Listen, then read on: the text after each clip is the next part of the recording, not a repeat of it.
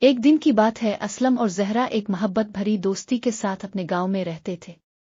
اسلم ایک ذہین اور محنتی لڑکا تھا، جبکہ زہرا ایک خوبصورت اور دلکش لڑکی تھی۔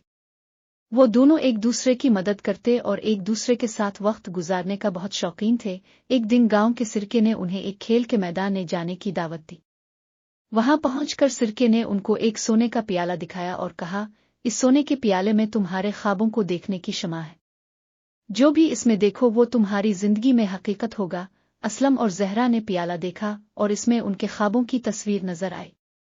اسلم کا خواب تھا کہ وہ ایک مشہور انجینئر بنتا ہے، جبکہ زہرا کا خواب تھا کہ وہ ایک ماہر طبیب بنتی ہے۔ دونوں نے پیالے کو دیکھ کر خوش ہو کر کہا، یہ ہمارے خواب ہیں اور ان کو حقیقت بنانے کے لیے ہمیں محنت کرنی ہوگی۔